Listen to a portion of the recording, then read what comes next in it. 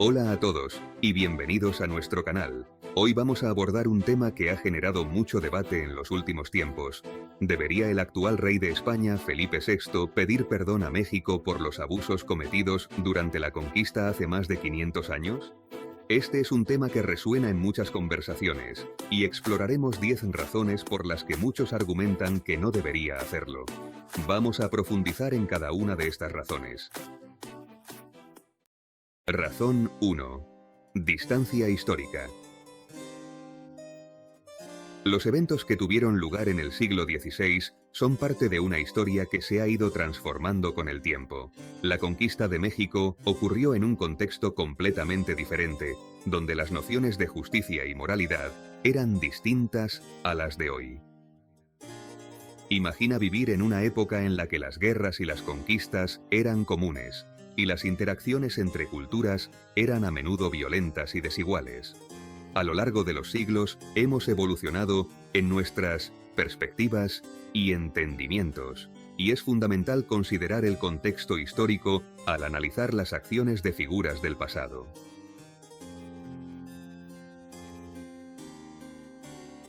Razón 2. Cambio de dinastía. Felipe VI pertenece a la Casa de Borbón, pero durante la conquista, España estaba gobernada por los Habsburgo. Esto significa que hay una ruptura clara en la continuidad de la responsabilidad. La dinastía borbónica no tiene conexión directa con las decisiones de la época de la conquista. Además, esto plantea una cuestión más profunda. ¿Deberían los líderes actuales cargar con las decisiones tomadas por sus antecesores? A lo largo de la historia, muchas naciones han pasado por cambios significativos en sus estructuras de gobierno, y es fundamental reconocer esos cambios al hablar de la responsabilidad histórica.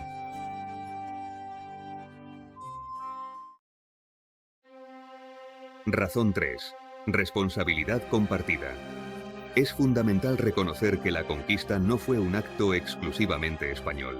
Varios pueblos indígenas se aliaron con Hernán Cortés, buscando liberar sus territorios de la opresión del Imperio Azteca. Entre ellos estaban los tlaxcaltecas, conocidos por su feroz resistencia a los aztecas, quienes se unieron a Cortés en su lucha. Otros pueblos como los cholultecas y los totonacas también jugaron roles importantes al colaborar con los conquistadores.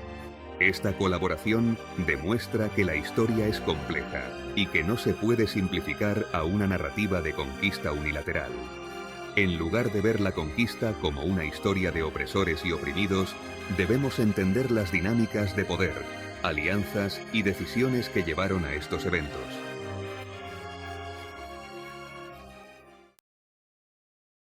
Razón 4. Marco legal y político diferente. Los abusos cometidos durante la conquista ocurrieron bajo un conjunto de leyes y normas que hoy consideraríamos inaceptables. En el siglo XVI, la idea de derechos humanos tal como la entendemos hoy no existía. La conquista fue parte de un proceso en el que la expansión territorial era vista como un signo de poder y éxito. Las interacciones entre culturas a menudo se caracterizaban por la violencia y el dominio. Por lo tanto, juzgar esos actos a través de una lente moderna puede llevar a malentendidos sobre las motivaciones y el contexto en el que ocurrieron.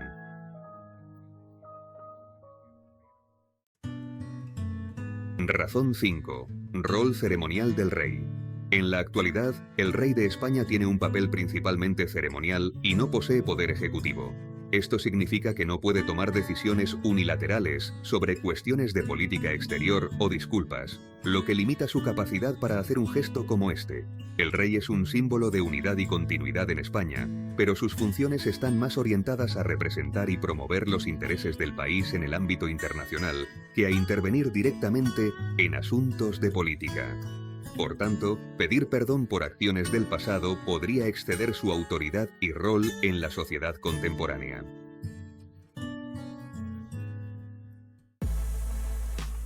Razón 6. Diversidad en la conquista. La conquista fue un proceso complejo que involucró a muchas personas, no solo a conquistadores españoles. Había un mosaico de culturas y etnias que interactuaron de diversas maneras. La conquista no fue un evento monolítico, y es crucial reconocer la diversidad de las voces y experiencias involucradas. Al simplificar la historia, corremos el riesgo de olvidar esa riqueza. El diálogo sobre la conquista debe incluir múltiples perspectivas, fomentando una comprensión más matizada de lo que realmente ocurrió.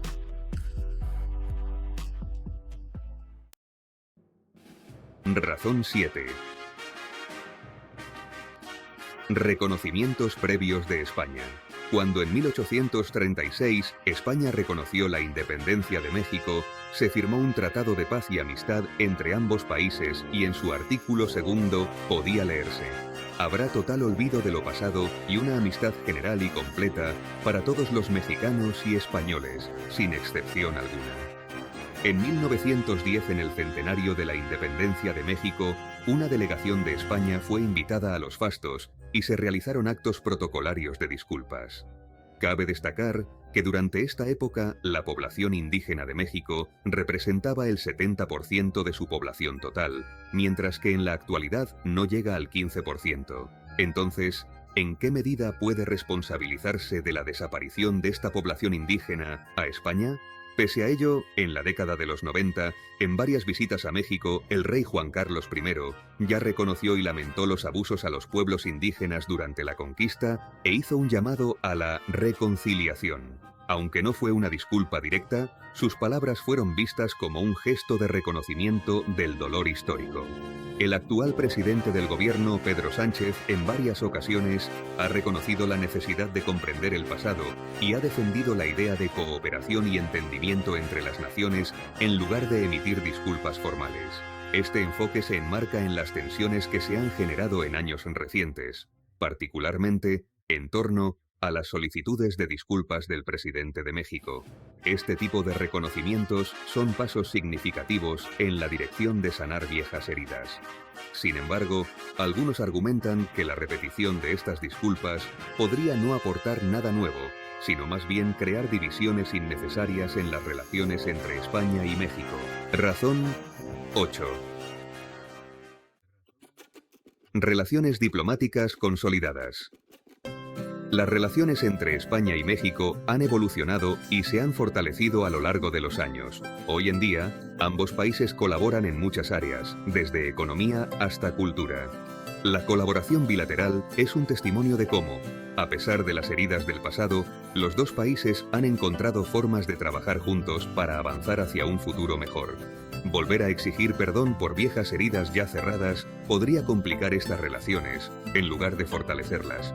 Es crucial que ambos países se centren en la construcción de un futuro próspero y respetuoso, en lugar de centrarse exclusivamente en el pasado.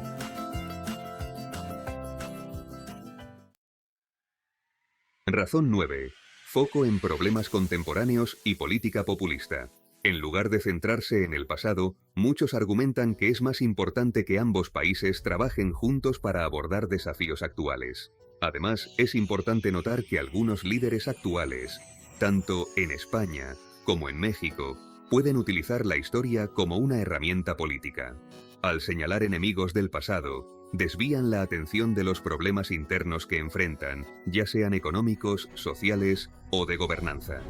Esta táctica puede ser efectiva en términos de movilizar apoyo, pero a menudo no resuelve los problemas reales que requieren atención urgente.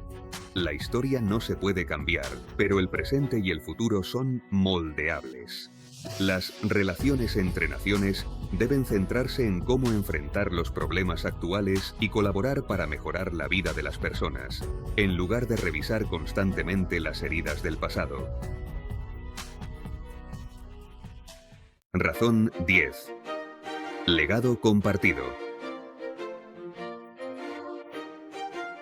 A pesar de los abusos históricos, existe un rico patrimonio cultural compartido entre España y México. Este legado compartido no solo es motivo de orgullo, sino que también ofrece una oportunidad para el entendimiento y la cooperación entre ambos países. En lugar de revisitar las heridas del pasado, ambos países pueden celebrar y construir sobre este legado compartido, fomentando una relación más positiva y constructiva. Reflexión final.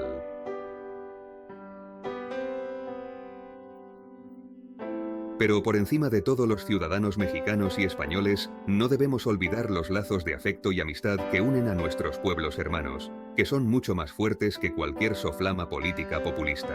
En resumen, aunque es fundamental recordar y reconocer nuestra historia común, bajo mi punto de vista, hay razones objetivas que sugieren que el actual rey de España, Felipe VI, no necesita pedir perdón a México. La historia es compleja y está llena de matices. ¿Qué opinas tú sobre este tema? Déjanos tu comentario y comparte tu perspectiva. No olvides suscribirte a nuestro canal para más contenido interesante sobre historia y relaciones internacionales.